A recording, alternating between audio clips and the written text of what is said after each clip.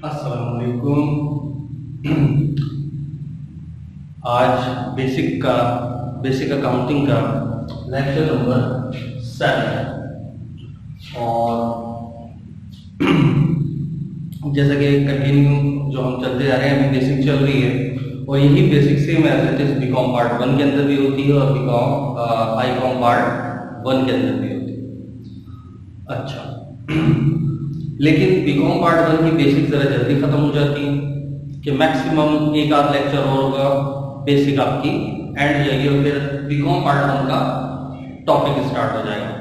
लेकिन first year के अंदर बेसिक ये कंटिन्यूएशन पे चलती है और जनरल एंट्री डिटेल के अंदर कराई जाती है, क्योंकि उनका बेसिक का सवाल आता है फर्स्ट ईयर वाला कि रूल्स बताएं, अकाउंटिंग इक्वेशन बताएं, जनरल एंट्रीज का सवाल आता है, टी अकाउंट का आता है, ट्रायल बैलेंस का। जबकि बीकॉम में बेसिक का सवाल नहीं आता, लेकिन बेसिक के बगैर दूसरे सवाल नहीं होते। ये वजह होती है कि बेसिक दोनों की साथ बिल्कुल सेम एज इट इज होती है। लेकिन जैसे मैंने बताया कि आज और मैक्सिमम एक आध क्लास के अंदर पार्ट 1 की बेसिक एंड, लेकिन फर्स्ट ईयर की जनरल एंट्रीज की बेसिक पर चलती है। जनरल एंट्रीज क्योंकि उनका भी बेसिकली वो टॉपिक शुरू हो जाता है। ठीक है, हमने लास्ट क्लास तक कहां तक किया था? एसेट्स कवर, करंट भी, फिक्स भी, सारे। अब हम आते हैं लायबिलिटीज की तरफ।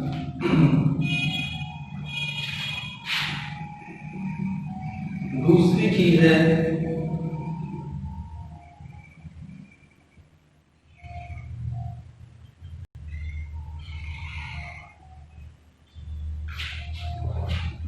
लायबिलिटी, मतलब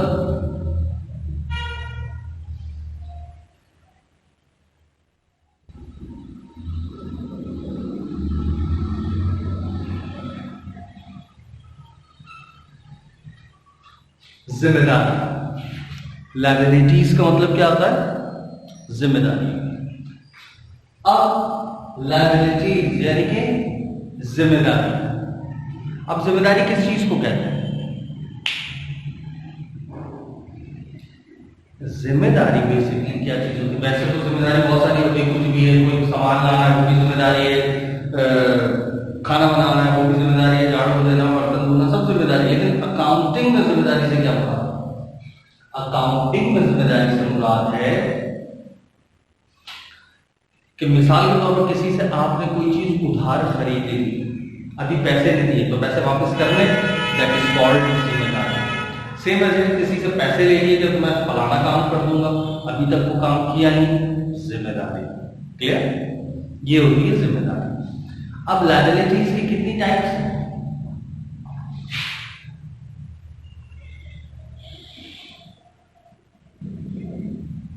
एक करंट,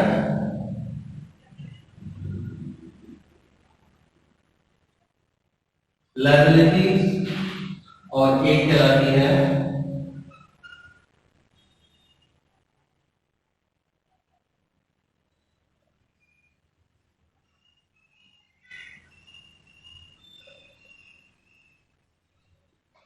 लॉन्ग टर्म लायबिलिटी। एक करंट और दूसरी लॉन्ग। अच्छा, लॉन्ग नॉन करंट भी कह सकते हैं, बातें की। अच्छा, एसेट्स याद है हमने क्या किया था? एसेट्स के अंदर एक था करंट एसेट, एक था फिक्स एसेट्स। तो दोनों में क्या फर्क था करंट और फिक्स का?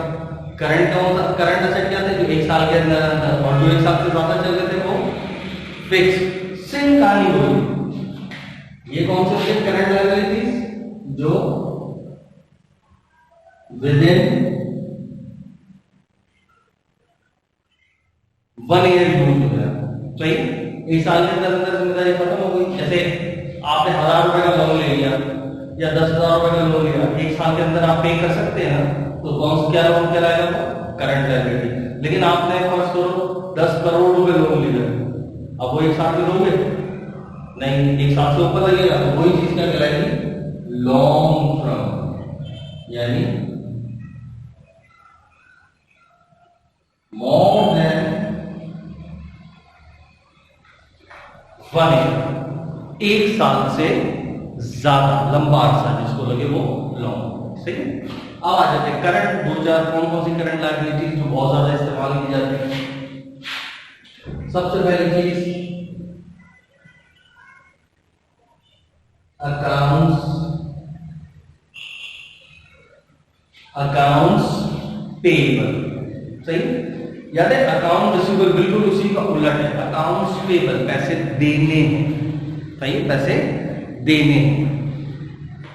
पैसे देने का बोलते हैं जब भी हम कोई चीज उधार खरीदते हैं। तो बस याद रख लो अकाउंट्स पेबल का लफ्ज आपके दिमाग में कब आएगा, ये टाइटल आपके दिमाग में आएगा कब, जब भी कोई चीज उधार खरीदते हैं।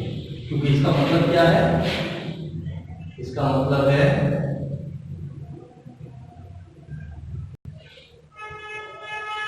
काबिले अदा या वाजिबुल अदा, आपको पैसे देने हैं। और क्यों देने होते पैसे, जब कोई चीज आप उधार पर खरीदते हैं। सही,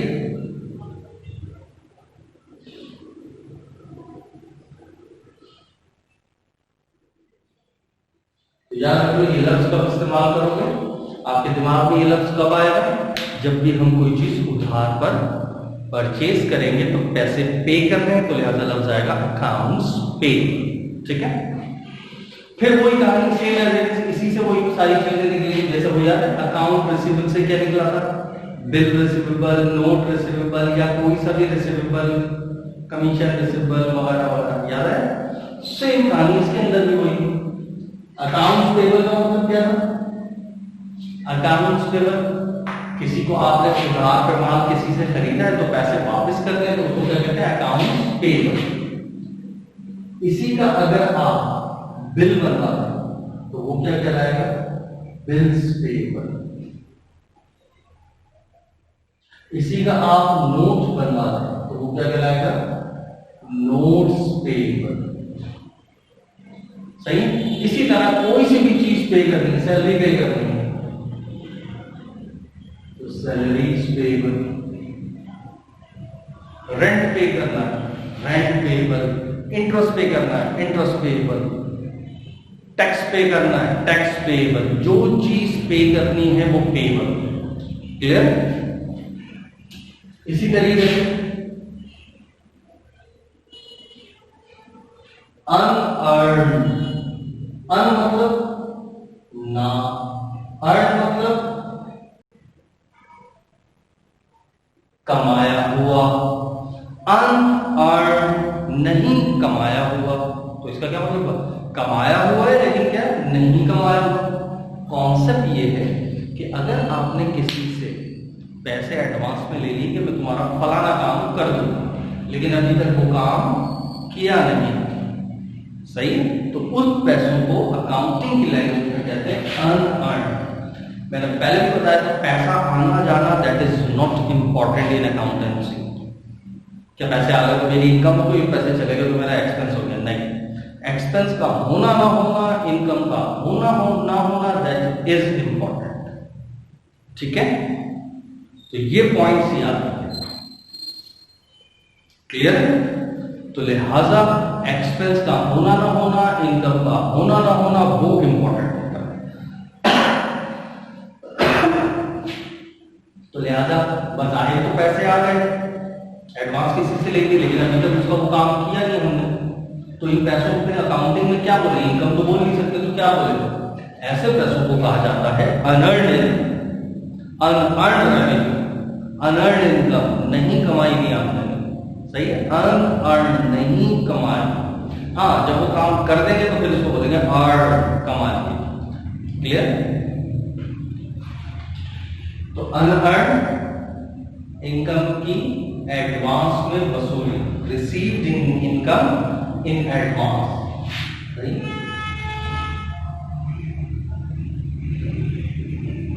रिसीव्ड इनकम इन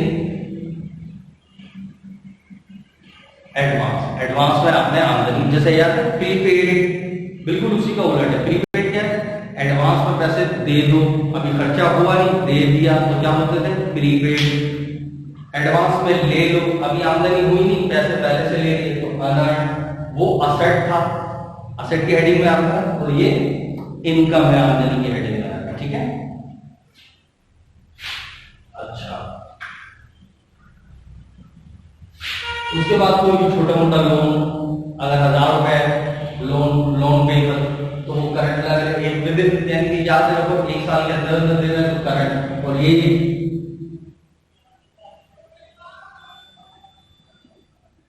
लोन पेबल, लेकिन कौन सा है, मिसाल के तौर पर लिखा हुआ है मोर देन 1 ईयर, तो यहां पर आ जाएगा, लेस देन 1 ईयर तो यहां पर आ जाएगा। इसी तरह नोट के अंदर भी टाइम पीरियड होता है, नोट के अंदर भी टाइम पीरियड होता है कि भाई आपने कब देना है, 6 महीने में देना है, साल में देना है, 1.5 साल में देना है। साल से ऊपर हुआ तो वही नोट जो होगा इधर आ जाएगा, लॉन्ग बन जाएगा, और अगर 1 साल के अंदर अंदर है तो वही करेंगे, टाइम पीरियड के ऊपर डिपेंड करता है। सही। वैसे तो ये अभी आपके छोटे मोटे लेवल तक इतनी डिटेल के अंदर ये बातें नहीं आती, यानी कम से कम एमकॉम के बाद, एमकॉम में भी ये चीजें नहीं आती। उसके बाद जब आप प्रोफेशनल कोई डिग्री कर रहे होते हैं, सीए, आईसीएमए, सीसीए, सिमा, सीसा, सीएफए वगैरह, उसके अंदर ये जब क्वेश्चंस बनकर आते हैं तो ये पूरे detail wise, practical wise question होते हैं, वो सारी चीजें मेंशन होती हैं कि कितने साल का है, ये कितने साल का है, कॉस्ट बैलेंस शीट में, या जब भी ट्रायल बैलेंस बनाएंगे कहाँ पर डालना है, करंट में लिखना है, लॉन्ग में लिखना है वगैरह। तो बताओ ये एक ओवरव्यू लायबिलिटी का। ओके, लायबिलिटी में तो कोई चीज नहीं, जिम्मेदारी कैसे देने, और उसकी दो है, एक करंट और एक लॉन्ग। करंट जो 1 साल के अंदर अंदर खत्म हो जाए, लॉन्ग जो हिसाब से ज्यादा चलेगा। क्लियर, लायबिलिटीज के अंदर। ठीक है, अच्छा, इसमें तो कोई इशू नहीं, इसको बिठा दो। अब आगे प्रोसीड करें। Liabilities done.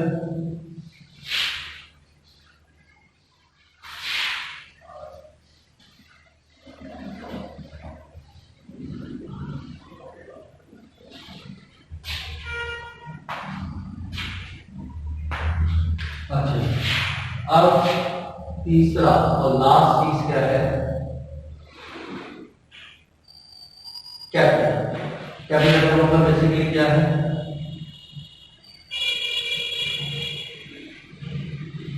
सरमाया। लफ्ज कैपिटल का मतलब क्या है, सरमाया। अब अकाउंटिंग लैंग्वेज में सरमाया किसको कहते हैं, सरमाया से मुराद होता है जो मालिक का अपना होता है, जाती इन्वेस्टमेंट जो होती है ना, वो चीज कहलाती है सरमाया। ठीक है, जो जाती इन्वेस्टमेंट होती है ना मालिक की अपनी, वो कहलाती है सरमाया। जैसे आपकी जेब में पड़े हुए थे 8,000, आपने अपने दोस्त वगैरह या किसी से उधार लिए 2,000, तो बिजनेस कितने से स्टार्ट हुआ, बिजनेस कितने से स्टार्ट हुआ, 10,000 से। तो 10,000 को असेट कहलाएगी, क्योंकि जितने से कारोबार शुरू हो रहा है वो सबका सब असेट है। तुम्हारे अपने कितने 8, तो वो कहलाएगा कैपिटल। सही, और दूसरों के कितने थे जो वापस करने 2, तो वो कहलाएगी लायबिलिटी। क्लियर, ये 3 मेजर चीज है जिसके ऊपर पूरी अकाउंटिंग की बुनियाद है, असेट, लायबिलिटी और कैपिटल। अब देखो कैपिटल के 2 कंपोनेंट्स और है जिसको आप कहते हैं इनकम और एक्सपेंस। वो अलग अलग नहीं है, हम लोग कर लेते हैं अलग अलग, लेकिन एक्चुअल में है वही चीज, इसी का हिस्सा। कैपिटल में इजाफा इनकम होता है और कैपिटल में कमी एक्सपेंस, सिंपल सी। लेकिन फिर भी मैं थोड़ा सा उसको एक्सप्लेन कर दूं कि इनकम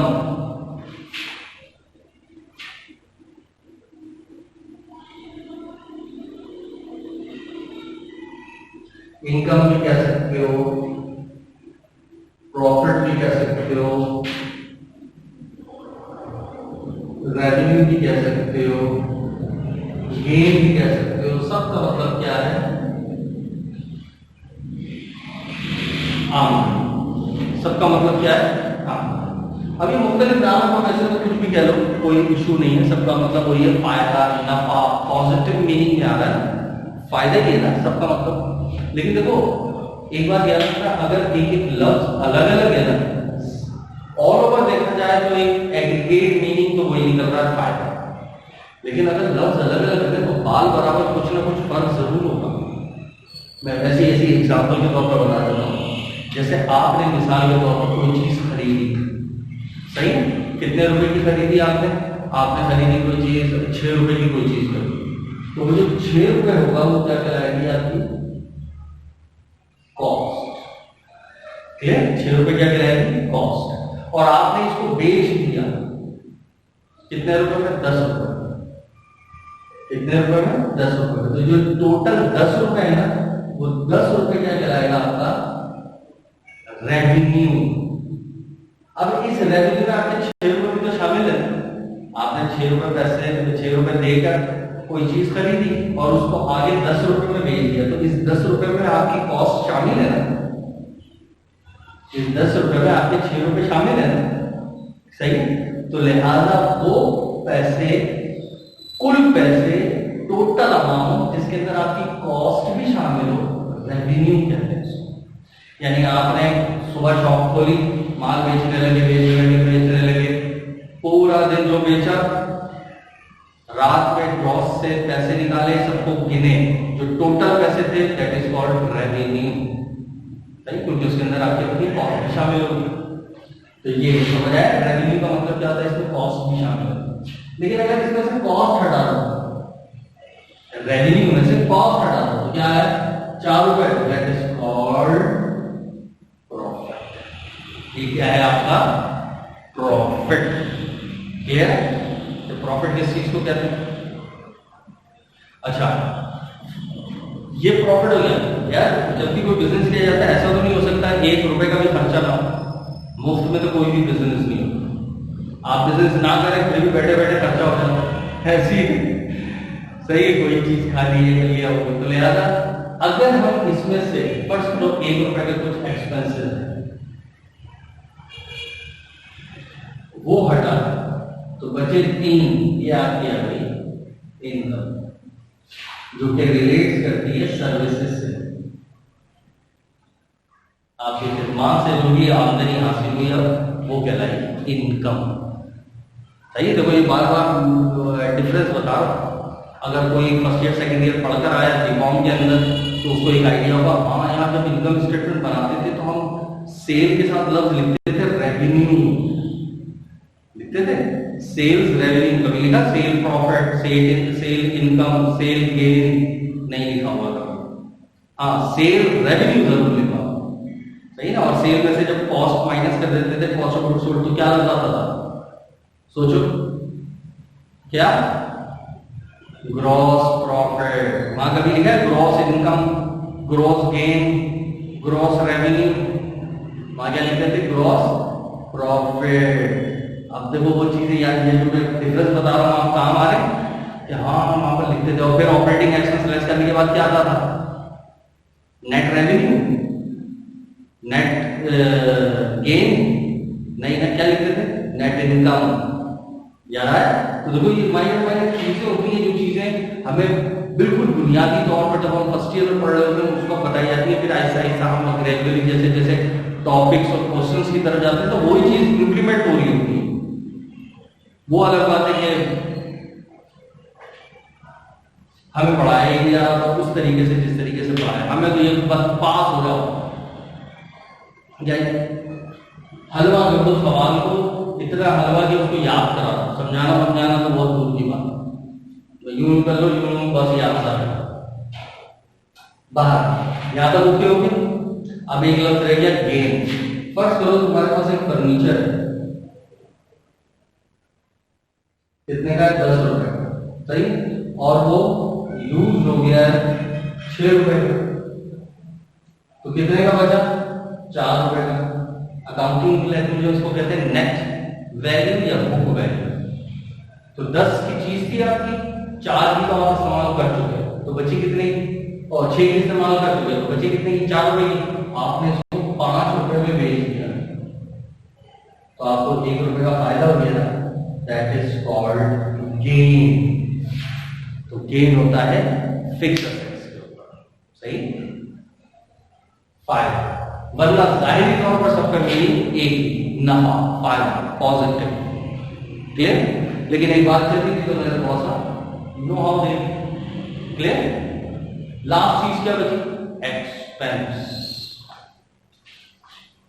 बताओ इसके अंदर तो कोई इशू नहीं, यहाँ तक तो ओके ओके की रिपोर्ट है कि यहाँ पर क्या क्या पॉइंट्स आ रहे हैं। सही, कैपिटल और इनकम का भी और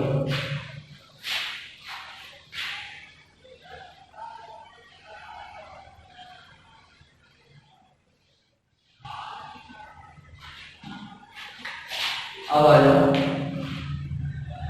लास्ट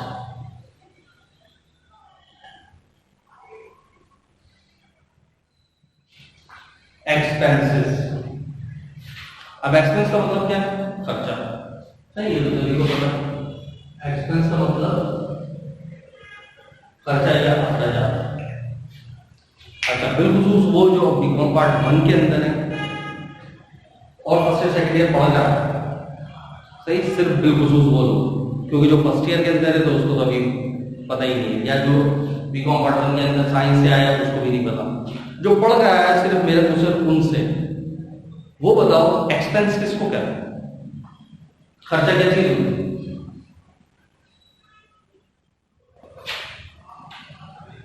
अब देखो, आप एक लम्हे के अंदर दिमाग पे लगे नहीं करते यार, हम तो यार 2 साल से ही पढ़ते, ये रेंट एक्सपेंस, सैलरी एक्सपेंस, फलाना एक्सपेंस, दिमागा एक्सपेंस, ये advertising expense, interest expense, transportation expense, travelling expense, ये सारे एक्सपेंस है, ऑफिस सप्लाईज एक्सपेंस।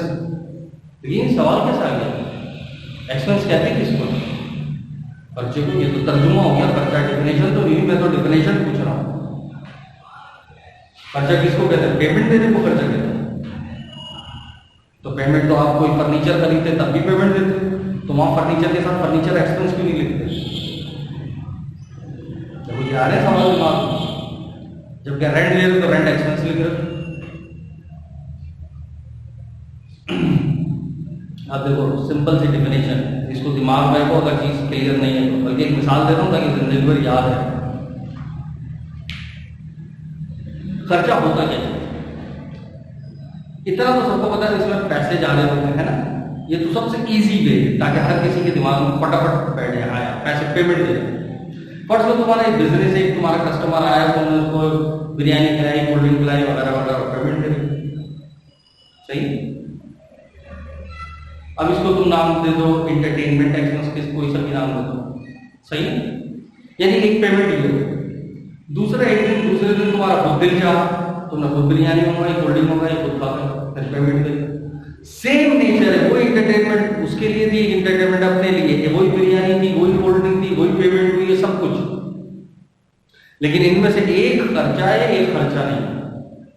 अब बंदा बोलता है यार ये क्या बात, वजह ये है कि वो जो कस्टमर आया था उसको तुमने जो उसके ऊपर पैसे खर्च किए वो किस लिए किए थे, क्या ताकि तुम्हारे बिजनेस अच्छा हो, उसको फील हो कि यार ये तो बहुत अच्छा है, मार्केटिंग अच्छी हो, 10 को लोगों को जाके बताए, यानी वो पैसे आपने मजीद रेवेन्यू जनरेट करने के लिए किए। सही है, तो यानी ऐसी पेमेंट जो अपनी रेवेन्यू जनरेट करने के लिए वो एक्सपेंस कहलाती है, और जो रेवेन्यू जनरेट करने के लिए भले पेमेंट्स कर रहे हो वो कोई अकाउंटिंग के अंदर एक्सपेंस नहीं कहलाता। ये बेसिक उसूल है जो फर्स्ट ईयर के अंदर बहुत डिटेल में पढ़ाया है। क्लियर है, तो अब ये उसूल समझ आया, खर्चा किसको कहते हैं, वरना तो ये खर्चे सबको रट्टे लगे जो होते हैं, रेंट एक्सपेंस और सैलरी एक्सपेंस और दूसरे एक्सपेंस। उसूल समझ आए। हाँ, वो वाला जो खर्चा जो अपने ऊपर खर्चा करे वो कहलाती है ड्राइंग, जाती इस्तेमाल, वो जब आएगा तो मैं बताऊंगा। ठीक है, तो खर्चे से मुराद ये होता है कि वो खर्चे जो हम अपने बिजनेस को बढ़ाने के लिए करते हैं, कि मेरी रेवेन्यू जनरेट हो, क्लियर, उनको एक्सपेंस कहते हैं। तो ये तो सबसे पहले उसी की बात है। अब एक्सपेंस कितने टाइप के होते हैं, एक्सपेंस कौन कौन से होते हैं, एक्सपेंस दो हैं, एक कहलाता है कैपिटल एक्सपेंडिचर और एक कहलाता है रेवेन्यू एक्सपेंडिचर। कैपिटल और रेवेन्यू। कैपिटल एक्सपेंडिचर, देखो एक्सपेंडिचर में पेमेंट्स तो होगी, इस सूरत में भी पेमेंट हो रही है, इस सूरत में भी पेमेंट हो रही है, सही ना, पेमेंट दोनों सूरतों में। अगर पैसे देकर आपने एसेट्स खरीदी, यानी एसेट्स पे दाम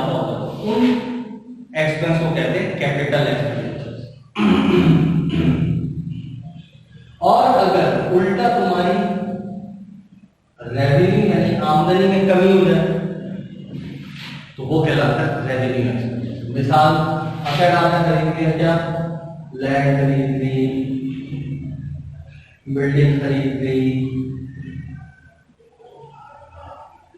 फर्नीचर खरीद लिया, तो ये सब के सब कौन से एक्सपेंडिचर है, कैपिटल एक्सपेंडिचर। और इसी तरीके से आपने रेंट दे दिया, सैलरी दे दी, टैक्स दे दिया, ट्रांसपोर्टेशन दे दिया, वगैरह वगैरह, तो लिहाजा ये सब के सब कौन से एक्सपेंस कराते हैं आपके लिए, रेवेन्यू एक्सपेंडिचर। क्लियर? अच्छा, बिजनेसमैन का बेसिकली मकसद क्या होता है, अगर एक्सपेंस ही करना है ना, पेमेंट करनी है, कैपिटल एक्सपेंडिचर में पैसा लगाना, ना कि रेवेन्यू एक्सपेंडिचर। सही है? कैपिटल एक्सपेंडिचर में लगाना ताकि उसका अपना जाती होगा ना।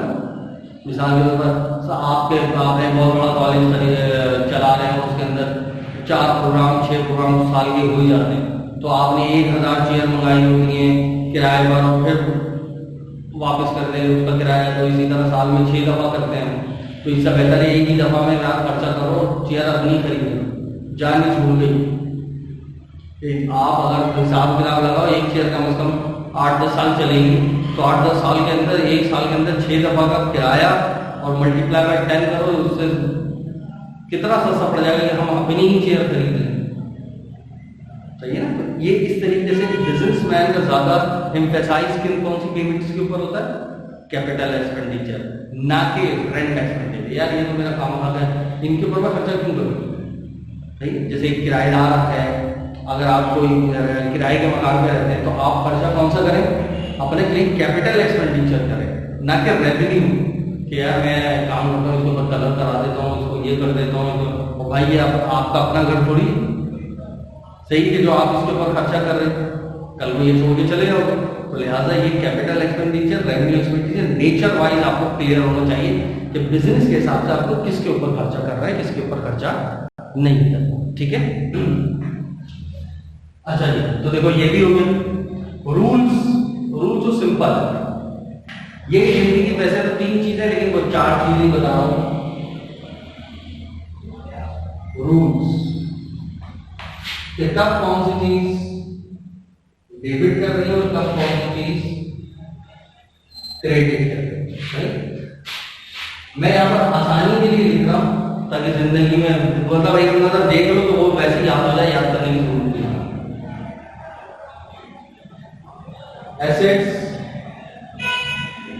और एक्सपेंस एक साथ लिख रहा हूं।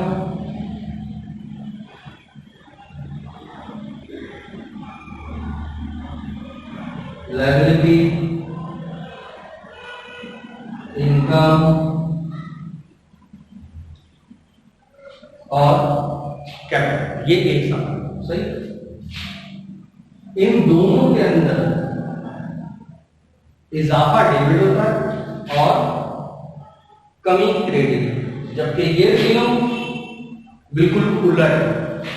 इसमें कमी डेबिट होती है जबकि इजाफा क्रेडिट होता है। सही? अब ये देख के याद रख लेना है, ये इजाफा है इंक्रीज, और ये कमी, और ये कमी, और ये इजाफा। इतना सारे rules of debit credit Habba बनाया हुआ था, याद नहीं हो रहे फलाने में, बस है क्या सिंपल इतना सा। असेट और एक्सपेंस में इजाफा डेबिट और कमी क्रेडिट, जबकि इन तीनों में रिवर्स, कमी डेबिट है, इजाफा क्रेडिट। क्लियर? अच्छा, अब ये तो याद हो गया होगा, तो देखते ही समझ आ गया चाहिए कहानी। एक चीज, ये जो इजाफा कमी है, हमें कैसे पता चलेगा इस वक्त इजाफा हो रहा है, या हमें कैसे पता चलेगा इस वक्त कमी होगी, कैसे सोचा?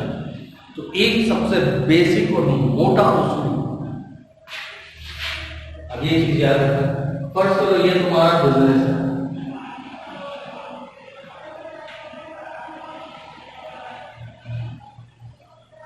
ये तुम्हारा क्या है, बिजनेस है।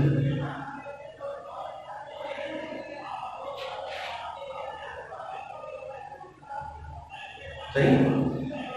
बिजनेस के अंदर किस चीज में इजाफा हो रहा है, बिजनेस के अंदर किस चीज में कमी हो रही है, सिर्फ इसको नोट करना। बिजनेस के बाहर क्या होता है, इससे आपका कोई लेना देना नहीं। ये बात याद। पर्सनल आप अपने क्या काम कर रहे हो उससे कोई बिजनेस टच होगा, बिजनेस हिट होगा तो उसको रिकॉर्ड करेंगे, इसके अलावा किसी चीज को रिकॉर्ड नहीं। और एक बात याद, बिजनेस के अंदर एक नुक्ता भी अगर डाल दूं तो इसकी वजह से भी क्या होगा, इसमें इजाफा। एक डॉट भी डालो तो इसका मतलब क्या है, इजाफा। यानी बिजनेस में कोई भी चीज इन होती है तो उसका मतलब इजाफा है, और बिजनेस से कोई चीज चली जाती है तो उसका मतलब कमी। क्लियर? जैसे आपने किसी से पैसे लिए तो पैसों में आपके पास क्या होगा, इजाफा। आपने किसी को दिए तो आपके पास जा रहे हैं तो क्या होगा, उसमें कमी। सही? हर चीज अपने हिसाब से, बिजनेस के हिसाब से सोचिए। दूसरा क्या कर रहा है वो नहीं सोचना। मैंने क्या किया, अपने बिजनेस ने क्या किया, सिर्फ उसको क्लियर है? पक्का? अच्छा देखो, ये इन चीजों में अब हम आते हैं किसके ऊपर, अपनी टर्म्स के ऊपर इंशाल्लाह। सही है? ये तो ओके हो गया यहाँ तक, ये समझो आपकी पूरी सारी चीजें होगी। अब एक दो चीजें और होंगी जिसके अंदर से इंशाल्लाह हमारा ये बेसिक कंप्लीट। ठीक है? इंशाल्लाह नेक्स्ट क्लास में मुलाकात होती है। अल्लाह हाफिज़।